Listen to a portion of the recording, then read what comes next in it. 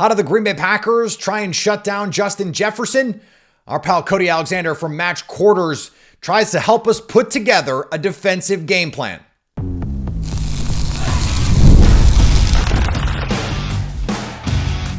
You are Locked On Packers, your daily Green Bay Packers podcast. Part of the Locked On Podcast Network, your team every day. You are Locked On Packers, part of the Locked On Podcast Network, your team every day. I'm Peter Bukowski, and I cover the Packers for The Leap, a newsletter I would love for you to subscribe to. Follow me on Twitter, Peter_Bukowski. Follow the podcast on Twitter, Locked On Packers. Like us on Facebook. Subscribe to the podcast, to iTunes, Spotify, Google Podcasts, wherever you find podcasts. You will find Locked On Packers, the #1 Packers podcast on the internet, and the show for fans who know what happened. They want to know why and how. Thanks to everyone who makes Locked On Packers their first listen every day. We hope you like starting your day with us as much as we like starting our day with you. Today's episode brought to you by our friends at FanDuel. Place your first $5 bet and you'll get started with $200 in bonus bets guaranteed. Visit FanDuel.com to get started. How do the Packers stop Justin Jefferson? There's a chance Jordan Addison can come back in this game. Aaron Jones is still a player that the Packers are going to have to account for. And Sam Darnold is playing some darn good football right now. Is he due to have a moment where he turns back into a pumpkin? Yeah, maybe. But the Packers are going to have to force it. They're going to have to make him make mistakes because he's not just going to make them, I guess, at least right now, even though he's facing pressure on 40% of dropbacks, and the interior of this Vikings offensive line has been a major issue for them. Sam Darnold's been making good decisions. He's been getting the ball to his playmakers, and they have been doing the rest. So how do the Packers stop that? And what is Brian Flores going to try and do to this Packers team? How has Jeff Hafley evolved his defense? Cody Alexander, our defensive guru, Match Quarters, literally wrote the book on defense. Okay, he wrote one of the books on defense. He joins us to help us sort through a changing landscape of defense in the NFL. It's a week where we have a lot to talk about on the defensive side of the ball. So joining me now from matchquarters.com and now the head of football ops at Field Vision, which is a very cool product if you are not familiar with it, Cody Alexander. And Cody, it's been a fun week to break down Jeff Hafley's Tennessee Titans tape. Some really interesting things that they're doing there. A lot of questions that I have for you. Let's start with the pressure plan for this one. One of the things that jumped out right away watching the game, before even late when he started to bring these cross dog and fun looping linebacker blitzes, is he was putting Rashawn Gary isolated on one side of the formation, and then he would triple up on the other side. My assumption is that is so they can't slide protection to Rashawn Gary. Can you explain, first of all, why you would do that and what you're hoping to get out of it? Yeah, so I call that a boss front, bigs on same side. And so when you have a 4-down front, what you're going to do is you're going to shift all of your bigs. If you're a 3-4, you have your 3-down lineman, you're going to shift all of your bigs or your interior, even your DN. You're going to move them to one side. Typically, when you do this, like you suggested, you're isolating that backside defensive end, but you're also dictating protections. I'm now forcing you to slide all the way. And normally what you get with this is a mugged linebacker to occupy that kind of that uncovered guard, or what I call floated guard. And so another word for this is an overload front or a load front, kind of using obvious terms. So that is really what you're doing, is you're dictating that in terms of protection wise. So you're kind of amplifying your call, but then you're also garnering a one-on-one with your best defensive end. And typically you will do this opposite their best defensive lineman, because you want to make sure you get that matchup. This was part of a conversation I was hearing being had on another show, and it was about how for a while offenses were dictating terms to defense. Hey, these are your rules. Kyle Shanahan's offense is designed to destroy the defense, by the way, that his defensive coordinator and his head coach in Atlanta were running. And now it seems like the defenses have found some ways to say, okay, you want to mess with our rules? we're going to mess with yours. And this is one of those ways. We're going to mess with your protection rules because we know how when you see these things aligned, we know how you're going to adjust to that. And we want to dictate terms back to you. Yes, and especially on third down. So like that's what you hear a lot of these defensive coordinators are now talking about is like winning early downs. This is where there is an emphasis still on stopping the run, creating I call them utility pressures. We're starting to see a lot of utility pressures. In fact, this week you're going to see a bunch of them from the Vikings, especially and all that really means is these are rundown stop calls. You could call them just to stop any kind of run, but also if you want to go under center play action, you're going to have to probably deal with some sort of a free hitter off of that. Texans found out really quickly that not only were they targeting the right tackle, but they were also able to get Grenard one-on-one on a tight end. So they, that's one of the things that you're seeing. And Vikings are probably the best example of this, but you are seeing now defensive coordinators saying, no, we're going to start dictating some pressures and start dictating the way we know how you're going to protect this. And now we're countering it with some of these schemes that we're seeing. Yeah, and that makes Brian Flores particularly difficult to deal with. My pal Luke Braun over at Locked On Vikings, who we had on the show yesterday, he tweeted out a screen grab from it's 30 something to 7 or whatever it was late in the game. I think CJ Stroud's out of the game, and they've got 8 guys at the line of scrimmage. Yeah, and it's just sort of like this is just who he's got one speed, and this is what he's going to do. I don't want to preempt our Flores conversation, but that's a fun thing. The cross dog pressures though, where you're sending a linebacker and then you're looping in another one behind him. That was one of those things that was in vogue in 15 years ago, 20 years ago, even. Like this was a thing that a lot of teams were doing. It fell out of vogue for a while. We've seen Jeff Hafley, when you've got Quay Walker and Edge Cooper, like you got some guys who can fly, it becomes really advantageous. But why do you think it's making a return right now?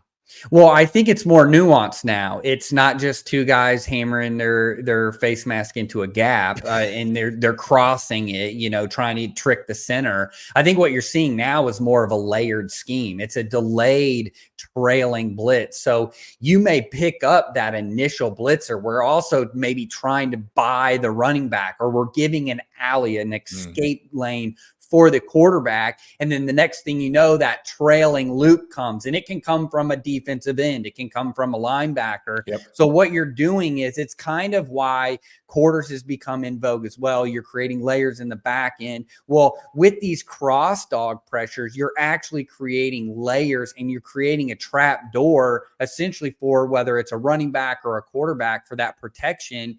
You are now eating up through the initial penetrator, and then we have a guy who's looping back. So you feel comfortable stepping up until you get hit by the next guy who's coming out on a slight delay.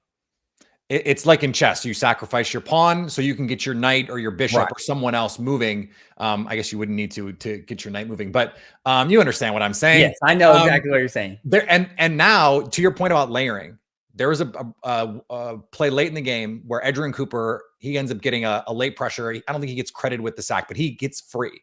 And one of the reasons is they run a twist up front where you've got Lucas Van Ness. He dives inside. You've got a defensive lineman looping around.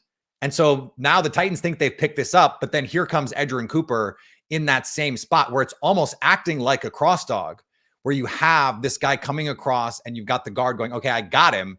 And now Edgerrin Cooper is coming right off his hip. Yeah. That's a really cool wrinkle to all of us. I watched that and I was like, okay, Jeff Hafley, like in his bag a little bit. Yeah, and really too, a lot of these are based off of like running back action. So if you if you have a good front like the Packers do, a lot of times you're going to have that running back stay in, check the middle, and then work. So you can even bait them, have your linebacker kind of work through the middle, running back steps up into the middle because that's part of the protection. And the next thing you know, he's looping around and is now like kind of that second trail guy. And so the quarterback again escapes, and then he has to deal with another guy. So these are called green dogs. Is probably, or a hug rush. If you really want it, like if I'm attacking the running back, it's more of a hug rush. If it's a green dog, it means as soon as the running back blocks. I'm just going in the first open window I can find. That's where I'm going to fit in. So this is where I think defenses have evolved over the past decade of not just saying, hey, look, square peg, round hole. We called the pressure. It didn't work. Live to play another day. They got it. Okay, they're good. Now we're saying, okay, well, if they do pick it up, how can we create different traps or flushes? Because that's essentially what you're seeing is you're seeing Van Ness dive inside, trying to grab these offensive linemen and pull them, shorten the edge. We're looping back. You know, sometimes you see these defensive end loops and they're actually not part of the pressure. It's what's called like a read stunt. So if I get the slide to me, so if I get the face of the guard or I get the face of my offensive lineman, I'm actually going to work back because I know I've got somebody flushing it out on the backside. And so these are things that have kind of been developed and really played on top of. And now we're starting to see added layers to it. And because you have to nowadays, because protection schemes are so good and these offensive linemen are so skilled. Jeff Hafley, though, has never been in a position like this. He's already evolving some of his coverage schemes. We don't know what's coming next from Jeff Hafley. We'll talk more about that with Cody next. Today's episode brought to you by our friends at Robinhood. With Robinhood Gold, you don't need a silver spoon to eat up the financial flavors of the 1%. Robinhood Gold allows others to get the rates and perks usually reserved for the high society. Now the individual who is resourceful and does something like uses Robinhood Gold can earn the very liberal rate of 4.5% APY on uninvested cash, receive unlimited 1% deposit bonuses, and be rewarded with a handsome 3% retirement boost on an IRA account. Robinhood Gold provides the privilege of a high net worth for any net worth. Those generous benefits are now available for only $5 a month. The new gold standard is here with Robinhood Gold. Sign up at robinhood.com/gold. Terms apply. For specific product disclosure, visit robinhood.com/gold. Investing involves risk. Rates may change. Gold membership is offered by Robinhood Gold, LLC. Today's episode also brought to you by our friends at Prize Picks, America's daily fantasy go-to. The #1 daily fantasy sports app. Over 5 million active users. It's the easiest and most exciting way to play daily fantasy sports because you can win up to 100 times your money on Prize Picks with as little as 4 correct picks. That's right, 100 times your money. Why would you not want 100 times your money if you could do it? Plus, members can get their money fast. Withdrawals are fast, safe, secure. When your picks hit, you get your money out in 15 minutes. Prize Picks invented the flex play, which means you can still cash out even if your lineup isn't perfect. You can double your money even if your picks don't hit. Download the Prize Picks app and use code LOCKEDONNFL to get $50 instantly when you play $5. $5, that's it. That's code LOCKEDONNFL on Prize Picks to get $50 instantly when you play $5. You don't even need to win to receive the $50 bonus. It's guaranteed. Prize Picks, run your game. Yeah, it's not something we're used to seeing in Green Bay, Cody. Not something that Joe Barry really did a lot of. This goes back to Mike Patton. Some of the designer blitzes that he would come up with. He was really good, especially earlier in his career. Packers didn't really have the linebacker athleticism to do some of the stuff that I think he would have liked to do. But you and I were talking offline about some of the ways in which the coverage profile for the Packers has been a little different than maybe we thought it would be. And one of those things is a little bit more of the quarter half, some of the cover 6 stuff that Jeff Hafley is doing. What do you think the goal is there? Like why has that been part of the game plan here?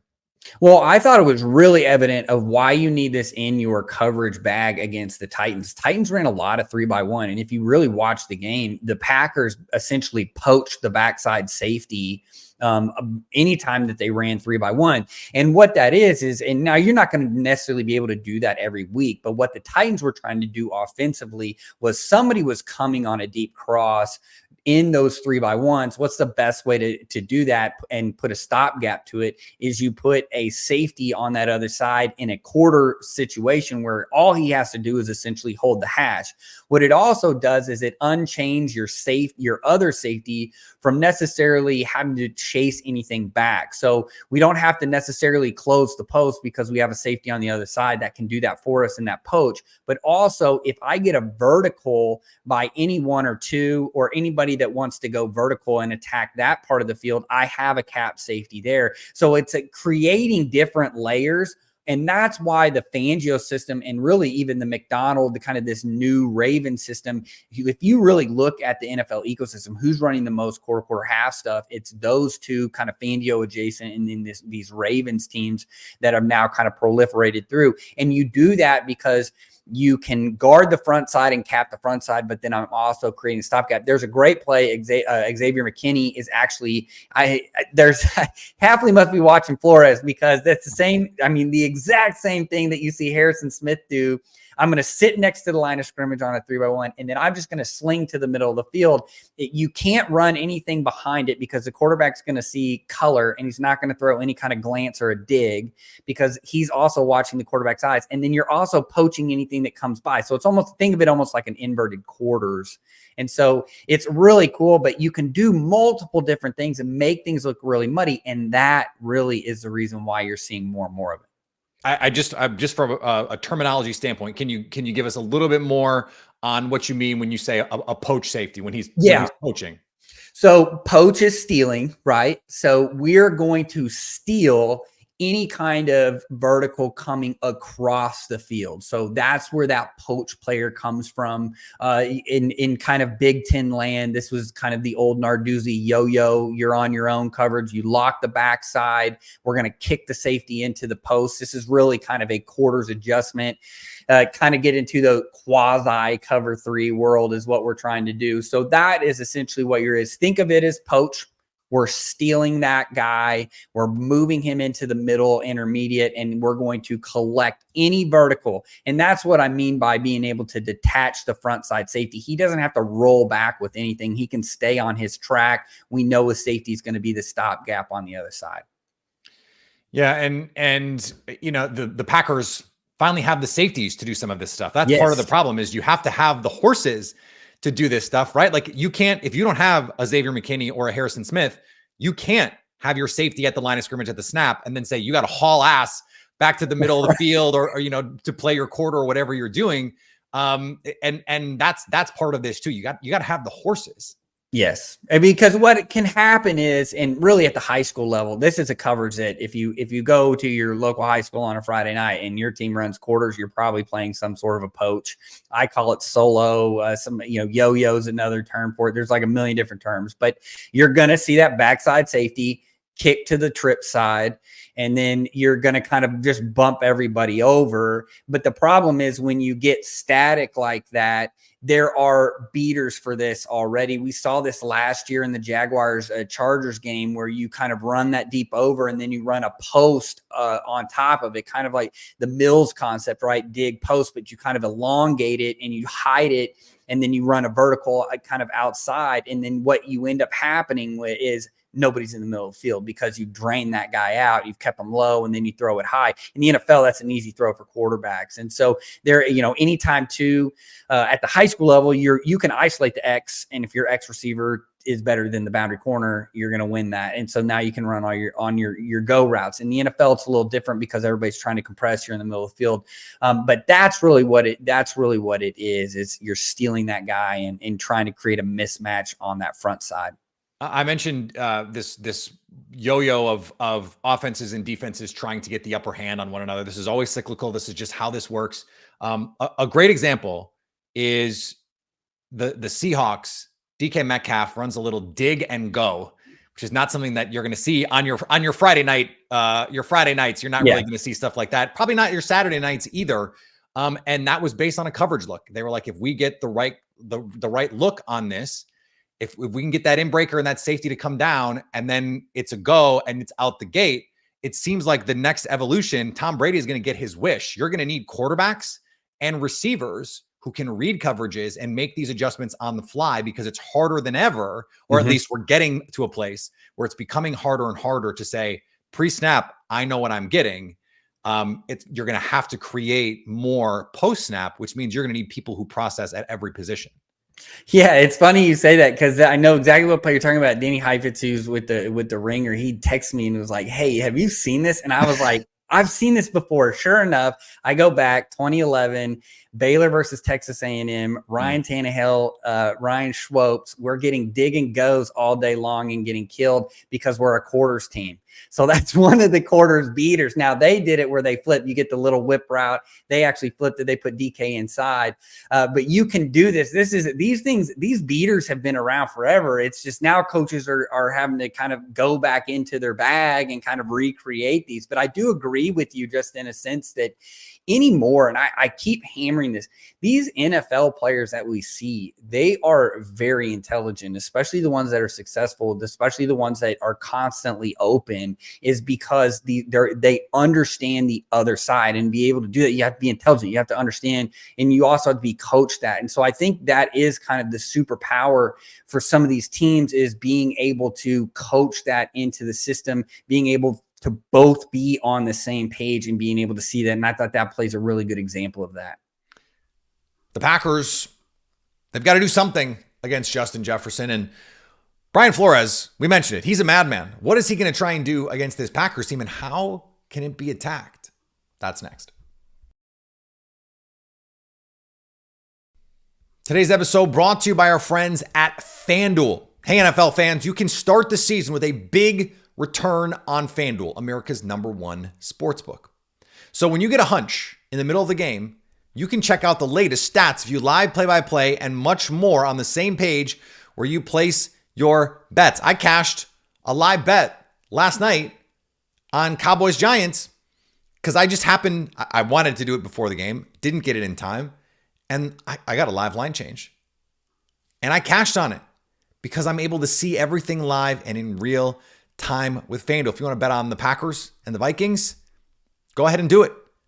Go ahead and do it. Packers 2.5-point favorites at home with our friends at FanDuel. They're -115 to cover that, -142 on the money line. I like the over in this game, 43.5, especially if Jordan Love plays. You can get $200 in bonus bets guaranteed when you place a $5 bet. So maybe you like the over, maybe you like the Packers -2.5. Go to FanDuel, and they'll hook you up with the bonus bets. Hello, what are you waiting for? Go to FanDuel.com now.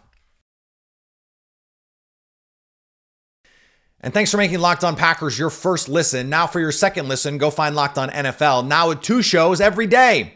First, the madman Tyler Rowland kicks off your morning with a double shot of NFL espresso, and then stop by the barbershop with Tony Wiggins for some real NFL talk. Find Locked On NFL on YouTube or wherever you get podcasts.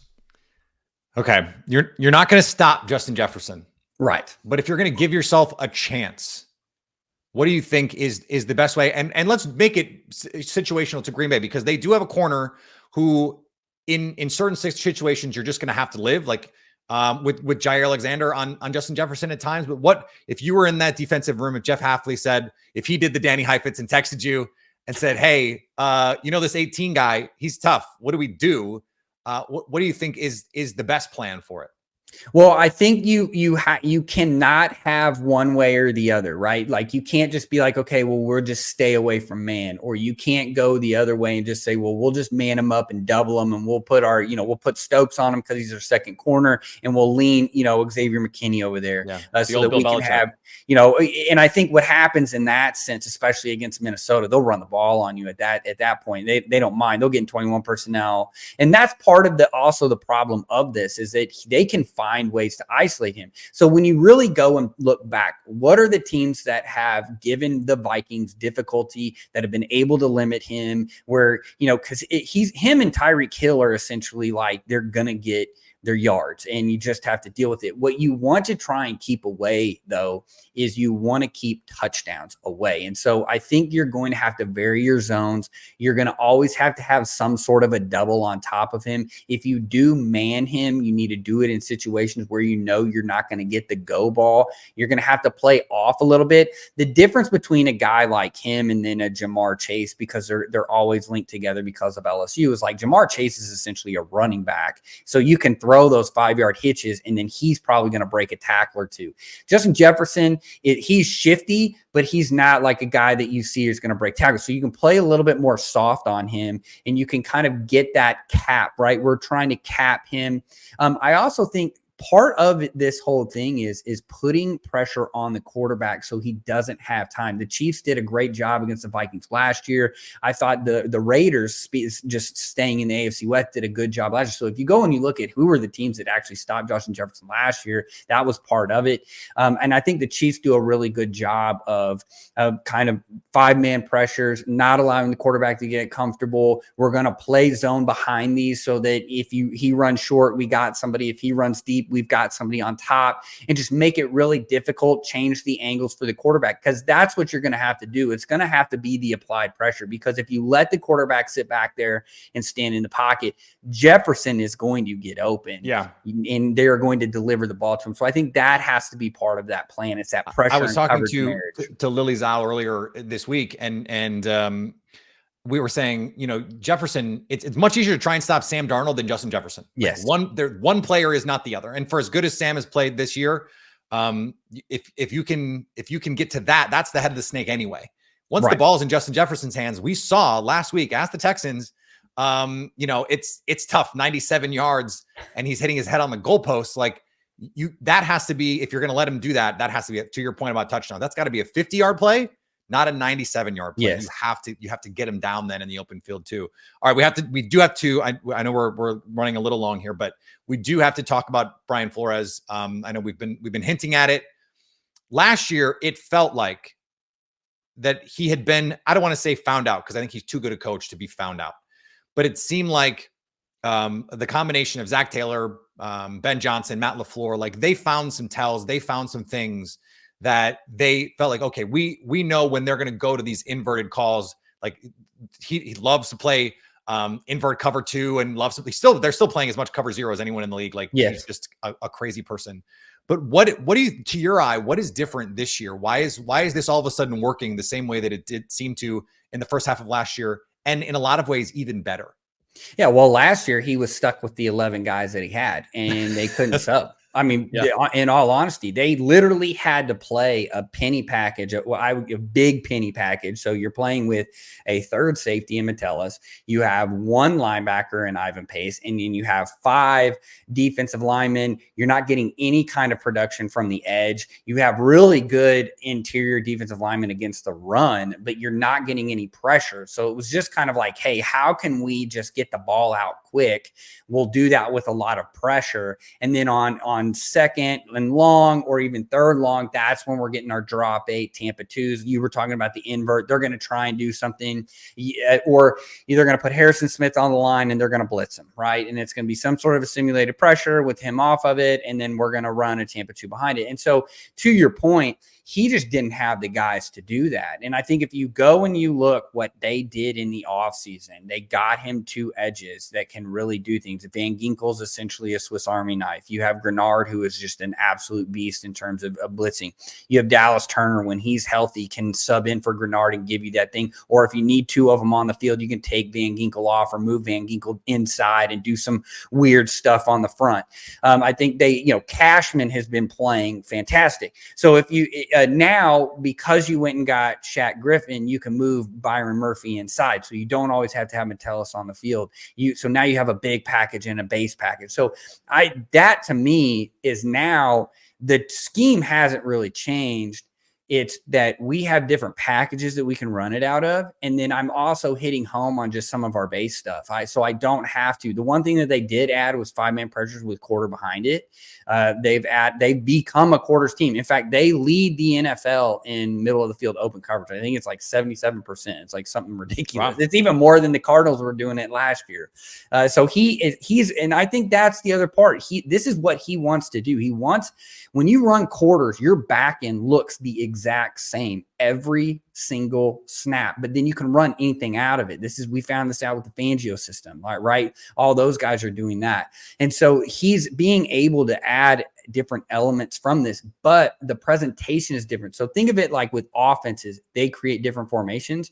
Defenses are creating different formations too, that the offense has to work. So you have no idea what's happening because you got this look last week, but are they going to actually do that? And that's the difference this year.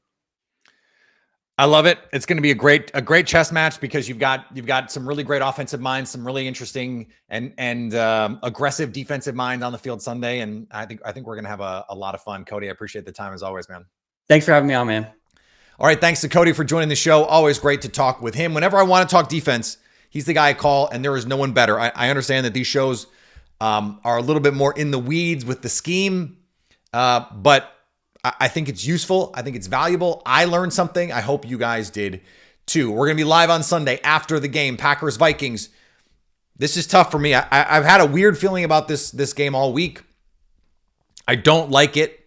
I don't like it. I think if this were in 2 weeks, 3 weeks, and I had seen Jordan Love play for a couple weeks, I would feel very comfortable. Even if the Vikings continue to play well, I would feel very comfortable picking the Packers. To come back and play this defense right away for Jordan Love, that's tough. That's tough. I don't love that part of it. It makes me uneasy. I'm going to pick the Packers to win, but I can't say I'm as confident as I have been the last few weeks in doing that. So that's where we are. Live after the game on Sunday on YouTube. Go check us out on the Twitter machine, Instagram, TikTok, Locked On Packers. Everywhere on the social medias on Locked On Packers. YouTube, of course, subscribe there so you can stay Locked On Packers.